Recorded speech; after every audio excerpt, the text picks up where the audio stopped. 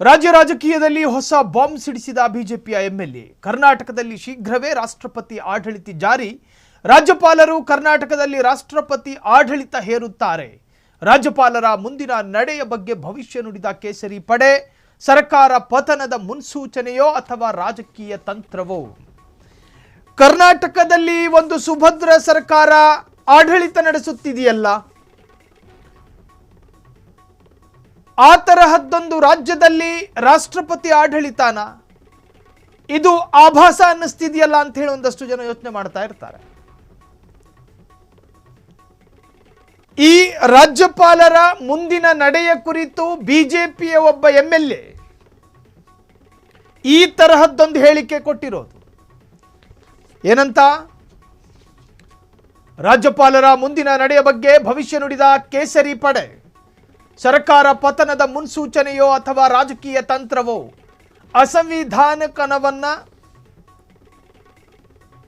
ನನ್ನ ಕೈನಲ್ಲಿ ಓದಿಸಬೇಡಿ ಎಂದು ಈಗಾಗಲೇ ರಾಜ್ಯಪಾಲರು ಹೇಳಿದರು. ಈ ಹಿಂದೆ ವಿಶೇಷ ಅಧಿವೇಶನವನ್ನು ಕರೆಯಲಾಯಿತು, ಸ್ಪೆಷಲ್ ಸೆಷನ್. ಕೇಂದ್ರ ಸರ್ಕಾರದ ಕೆಲವು ನಿರ್ಧಾರದ ವಿರುದ್ಧ ಆ ವಿಶೇಷ ಅಧಿವೇಶನ ನಡೆದಿತ್ತು. ಅಲ್ಲಿ ರಾಜ್ಯಪಾಲರು ಬರಬೇಕು. ಇನ್ನು ಕರ್ನಾಟಕ ಸರ್ಕಾರ ಆರ್ಟಿಕಲ್ 176 ಅಡಿಯಲ್ಲಿ, ಸಂವಿಧಾನದ 176ರ ಅಡಿಯಲ್ಲಿ ಒಂದು ಭಾಷಣವನ್ನು ಬರೆಯಲಾಗುತ್ತೆ. ಆ ಭಾಷಣವನ್ನು ರಾಜ್ಯಪಾಲರಿಗೆ ಆ ಮೊದಲೇ ಕೊಡಬೇಕು ಅವರು. ಇನ್ನು ಕಳೆದ ಬಾರಿ ಏನಾಯಿತು ಅಂದರೆ ರಾಜ್ಯಪಾಲರು ಒಂದು ನಿಬಂಧನೆಯನ್ನು ಇಟ್ಟರು ಸ್ಟೇಟ್ ಗವರ್ನಮೆಂಟಿಗೆ. ಈ ಭಾಷಣದ ಪ್ರತಿಯಲ್ಲಿ 11 ಅಂಶಗಳನ್ನು ನೀವು ತೆಗೆದು ಹಾಕಿದ್ರೆ ನಾನು ಕಾರ್ಯಕ್ರಮಕ್ಕೆ ಬಂದು ಭಾಷಣ ಓದ್ತೀನಿ ಅಂತ. ಆ ಸಂದರ್ಭದಲ್ಲಿ ರಾಜ್ಯ ಸರ್ಕಾರ ಏನೂ ರಿಯಾಕ್ಟ್ ಮಾಡಲಿಲ್ಲ. ರಾಜ್ಯಪಾಲರು ಹೇಳಿದಂತೆ ಆ 11 ಪ್ರಮುಖ ಅಂಶಗಳನ್ನು ಇರೇಸ್ ಮಾಡಲಿಲ್ಲ, ಅದನ್ನು ಅಳಿಸಿ ಹಾಕಲಿಲ್ಲ. ಕಾಂಗ್ರೆಸ್ಸಿಗರು ಅವತ್ತೇ ಲೆಕ್ಕ ಹಾಕ್ಕೊಂಡ್ರು, ಒಂದು ವೇಳೆ ರಾಜ್ಯಪಾಲರು ಈ ಸೆಷನ್ನಿಗೆ ಬರದೇ ಇರಬಹುದು, ಕಾರಣ ಅವರು ಹೇಳಿರುವ ಆ ಅಂಶಗಳನ್ನು ನಾವು ಇರೇಸ್ ಮಾಡದೇ ಇರತಕ್ಕಂಥ ಕಾರಣ ಅಂತ. ಆಶ್ಚರ್ಯ ಅನ್ನೋ ತರಹ ಅವತ್ತು ರಾಜ್ಯಪಾಲರು ಎಂಟ್ರಿ ಕೊಟ್ಟೇ ಬಿಟ್ರು. ಸರಿ, ಸಾಂಪ್ರದಾಯಿಕದಂತೆ ರಾಜ್ಯಪಾಲರು ಬಂದ ತಕ್ಷಣ ಎಲ್ಲ ಸರ್ಕಾರಿ ಗೌರವಗಳನ್ನು ಸಲ್ಲಿಸಿ ರಾಜ್ಯಪಾಲರಿಗೆ ಭಾಷಣದ ಪ್ರತಿ ಕೊಡೋದಕ್ಕೆ ಹೋದ್ರು. ಸರಿ, ಪ್ರತಿ ನೋಡ್ಕೊಂಡು ಭಾಷಣ ಮಾಡ್ತಾರೋ ಏನೋ ಅಂತ ಹೇಳಿ ಸಿದ್ದರಾಮಯ್ಯನವರು ಬಲಗೈನ ಬಲಕೆನ್ನೆ ಅಡಿಯಲ್ಲಿ ಇಟ್ಕೊಂಡು ಕೂತ್ಕೊಂಡು ಕಾಯ್ತಾ ಇದ್ರು, ಓದಲಿಲ್ಲ. ರಾಜ್ಯಪಾಲರು ಪ್ರತಿಯನ್ನು ಓದಲಿಲ್ಲ, ಬದಲಾಗಿ ರಾಜ್ಯಪಾಲರು ನಿರ್ಧಾರ ಮಾಡಿರುವ 2 ಸಾಲುಗಳನ್ನು ಓದ್ಕೊಂಡು ಅಲ್ಲಿಂದ ಬಂದರು. ಇದು 176 ಅದರ ಅಡಿ ಅಥವಾ ಸಂವಿಧಾನದ 176 ಉಲ್ಲಂಘನೆ ಅಲ್ವಾ ಅಂತ ಹೇಳಿ ಕಾಂಗ್ರೆಸ್ಸಿಗರು ಅಲ್ಲಿ ಕೂಗಾಟ ಕಿರುಚಾಟ ನಡೆಸಿದ್ರು. ಜೊತೆಗೆ ಕಾಂಗ್ರೆಸ್ಸಿನ MLC ಹರಿಪ್ರಸಾದ್ ಬಂದು ರಾಜ್ಯಪಾಲರನ್ನೇ ತಡೆಯೋದಕ್ಕೆ ಪ್ರಯತ್ನ ಪಟ್ಟರು. ಸರ್ಕಾರದ ಅನೇಕ ಅಭಿವೃದ್ಧಿಯ ಕಾರ್ಯಗಳು ಭಾಷಣದಲ್ಲಿ ಉಲ್ಲೇಖ ಇತ್ತು. ಕೇಂದ್ರ ಸರ್ಕಾರದ ಅನೇಕ ಅಸಂವಿಧಾನಿಕ ಮತ್ತು ಅವೈಜ್ಞಾನಿಕ ಯೋಜನೆಗಳ ಬಗ್ಗೆಯೂ ಕೂಡ ವಿಸ್ತೃತವಾಗಿ ಬರೆಯಲಾಗಿತ್ತು. ಹಾಗಾಗಿನೇ ರಾಜ್ಯಪಾಲರು ಅವರಿಗೆ ಸಮಾಧಾನ ತರದೇ ಇರತಕ್ಕಂತಹ ಭಾಷಣ ಅನ್ನೋ ಕಾರಣಕ್ಕೆ ಇದನ್ನು ನಿರಾಕರಣೆ ಮಾಡಿ ಹೋಗ್ತಾ ಇದ್ದಾರೆ ಅಂಥೇಳಿ ಅಲ್ಲಿನ ಕಾಂಗ್ರೆಸ್ಸಿಗರು ಕೂಗಾಟ ಕಿರುಚಾಟ ಎಲ್ಲ ಆರಂಭ ಆಯಿತು. ಒಟ್ಟಾರೆ ಅವತ್ತಿನ ಸ್ಪೆಷಲ್ ಅಧಿವೇಶನ ಹೈಡ್ರಾಮದ ವಾತಾವರಣಕ್ಕೆ ತಿರುಗಿತು. ಸೊ ಇನ್ನು ಆ ವಿಚಾರಕ್ಕೆ ಸಂಬಂಧಪಟ್ಟ ಹಾಗೆ ಈಗ ಬಿಜೆಪಿ MLA ಏನು ಹೇಳಿದ್ದಾರೆ ಗೊತ್ತಾ? ಇನ್ನಾದರೂ ಕಾಂಗ್ರೆಸ್ನವರು ರಾಜ್ಯಪಾಲರನ್ನು ಗೌರವಯುತವಾಗಿ ನಡೆಸಿಕೊಳ್ಳಬೇಕು, ಇದೊಂಥರ ಪರೋಕ್ಷವಾದ ಬೆದರಿಕೆ ಅಲ್ವಾ?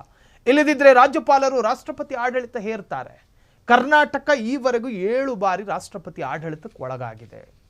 ಸಾಕಷ್ಟು ಸಂದರ್ಭಗಳಲ್ಲೆಲ್ಲ ರಾಷ್ಟ್ರಪತಿ ಆಡಳಿತ ಅಂದರೆ ಇಲ್ಲಿನ ರಾಜ್ಯಪಾಲರು ರೂಲ್ ಮಾಡ್ತಾರೆ. ಕಾಂಗ್ರೆಸ್ಸನ್ನು ರಾಜ್ಯದಿಂದ ತೊಲಗಿಸುತ್ತಾರೆ. ತುಮಕೂರಿನಲ್ಲಿ ಶಾಸಕ ಸುರೇಶ್ ಗೌಡ ಹೇಳಿಕೆ. ಹಾಗಾದರೆ ಸುರೇಶ್ ಗೌಡ ಏನು ಹೇಳಿದ್ದಾರೆ ಕೇಳಿಸ್ಕೊಂಡು ಬನ್ನಿ. ಅಂಕಿತ ಹಾಕ್ಬಿಟ್ಟಾದ್ಮೇಲೆ ಆ ರಾಜ್ಯಪಾಲರನ್ನ ಕರ್ಕೊಂಡ್ಬಂದು ಈ ಬಿಲ್ಲು ಸರಿಗಿಲ್ಲ, ರಾಷ್ಟ್ರಪತಿ ಅಂಗೀಕಾರ ಆಗಿರೋದ್ರಿಂದ ರಾಜ್ಯಪಾಲರು ವಿರೋಧ ಮಾಡಕ್ಕೆ, ವಿಧೇಯಕ ಅಂಗೀಕಾರ ಆದ್ಮೇಲೆ ಇದನ್ನ ವಿರೋಧ ಮಾಡಕ್ಕೆ ರಾಜ್ಯಪಾಲರಿಗೆ ಹೇಳಿದ್ರು, ಅವ್ರ ಭಾಷಣದಲ್ಲಿ ಓದಿಲ್ಲ. ಅದಕ್ಕೆ ರಾಜ್ಯಪಾಲರು ಯಾವ ರೀತಿ ಹೋದ್ರು ಅಂತ ಹೇಳಿದ್ರೆ, ರಾಜ್ಯಪಾಲರಿಗೆ ಭಾಷಣ ಮಾಡಕ್ಕೆ ಕಾಂಗ್ರೆಸ್ಸಿನ ಗುಂಡಾ ಶಾಸಕರು ಕೆಲವರು ಅವ್ರಿಗೆ ಧಮಕಿ ಹಾಕಿ ಬಂದಿದ್ದಾರೆ ಅಂತ ಅನ್ಸುತ್ತೆ. ಅವರು ಭಾಷಣ ಮಾಡಿದಲ್ಲೇ ಪಾಪ ಗಡಿಬಿಡಿಯಲ್ಲಿ ಹೋಗುವಂತ ಪರಿಸ್ಥಿತಿ ಯಾಕೆ ಬಂತು ಅಂದ್ರೆ, ಇವರ ನಡವಳಿಕೆಗಳು ಇವರು ಥ್ರೆಟ್ ಮಾಡಿರುವಂಥದ್ದು. ರಾಜ್ಯಪಾಲರು ಇವರು ಥ್ರೆಟ್ ಮಾಡಿದಕ್ಕೆ ರಾಜ್ಯಪಾಲರು ಅಸೆಂಬ್ಲಿಗೆ ಬರಕ್ಕೆ ಎದುರ್ಕೊಂಡು ಬಂದ್ರು, ಹೋಗ್ಬೇಕಾದ್ರೂ ಎದುರ್ಕೊಂಡು ಓಡೋದು ಅಂತ ಪರಿಸ್ಥಿತಿ. ಗುಂಡಾ ರಾಜ್ಯ. ಅಸೆಂಬ್ಲಿ ಒಳಗಡೆ ಇರುವಂಥ ಕಾಂಗ್ರೆಸ್ ಗೂಂಡಾಗಳ ತರ ವರ್ತನೆಗಳನ್ನು ಮಾಡಿದ್ದಾರೆ. ಅಂಕಿತ ಹಾಕ್ಬಿಟ್ಟಾದ್ಮೇಲೆ ಆ ರಾಜ್ಯಪಾಲರನ್ನ ಕರ್ಕೊಂಡ್ಬಂದು ಈ ಬಿಲ್ಲು ಸರಿಗಿಲ್ಲ, ರಾಷ್ಟ್ರಪತಿ ಅಂಗೀಕಾರ ಆಗಿರೋದ್ರಿಂದ ರಾಜ್ಯಪಾಲರು ವಿರೋಧ ಮಾಡಕ್ಕಾಗಲ್ಲ. ವಿಧೇಯಕ ಅಂಗೀಕಾರ ಆದ್ಮೇಲೆ ಇದನ್ನ ವಿರೋಧ ಮಾಡಕ್ಕೆ ರಾಜ್ಯಪಾಲರಿಗೆ ಹೇಳಿದ್ರು, ಅವ್ರ ಭಾಷಣದಲ್ಲಿ ಓದಿಲ್ಲ.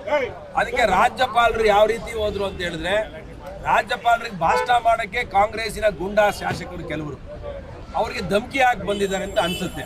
ಅವರು ಭಾಷಣ ಮಾಡಿದಲ್ಲೇ ಪಾಪ ಗಡಿಬಿಡಿಯಲ್ಲಿ ಹೋಗುವಂತ ಪರಿಸ್ಥಿತಿ ಯಾಕೆ ಬಂತು ಅಂದ್ರೆ, ಇವರ ನಡವಳಿಕೆಗಳು ಇವರು ಥ್ರೆಟ್ ಮಾಡಿರುವಂಥದ್ದು. ರಾಜ್ಯಪಾಲರು ಇವರು ಥ್ರೆಟ್ ಮಾಡಿದಕ್ಕೆ ರಾಜ್ಯಪಾಲರು ಅಸೆಂಬ್ಲಿಗೆ ಬರಕ್ಕೆ ಎದುರ್ಕೊಂಡು ಬಂದ್ರು, ಹೋಗ್ಬೇಕಾದ್ರೂ ಎದುರ್ಕೊಂಡು ಓಡೋದು ಅಂತ ಪರಿಸ್ಥಿತಿ. ಗುಂಡಾ ರಾಜ್ಯ. ಅಸೆಂಬ್ಲಿ ಒಳಗಡೆ ಇರುವಂತ ಕಾಂಗ್ರೆಸ್ ಗುಂಡಾಗಳ ತರ ವರ್ತನೆಗಳನ್ನು ಮಾಡಿದ್ದಾರೆ. ಅಂಕಿತ ಹಾಕ್ಬಿಟ್ಟಾದ್ಮೇಲೆ ಆ ರಾಜ್ಯಪಾಲರನ್ನ ಕರ್ಕೊಂಡ್ಬಂದು ಈ ಬಿಲ್ಲು ಸರಿಗಿಲ್ಲ, ರಾಷ್ಟ್ರಪತಿ ಅಂಗೀಕಾರ ಆಗಿರೋದ್ರಿಂದ ರಾಜ್ಯಪಾಲರು ವಿರೋಧ ಮಾಡಕ್ಕಾಗಲ್ಲ. ವಿಧೇಯಕ ಅಂಗೀಕಾರ. ಕ್ಷಣ ಕ್ಷಣದ ಸುದ್ದಿಗಳಿಗಾಗಿ ಫ್ರೀಡಂ ಟಿವಿ ಸಬ್ಸ್ಕ್ರೈಬ್ ಮಾಡಿ, ಲೈಕ್ ಮಾಡಿ ಹಾಗೂ ಫಾಲೋ ಮಾಡಿ. ಹೊಸ ಸುದ್ದಿಗಳ ನೋಟಿಫಿಕೇಶನ್ಗಾಗಿ ಬೆಲ್ ಐಕಾನ್ ಮೇಲೆ ಕ್ಲಿಕ್ ಮಾಡಿ.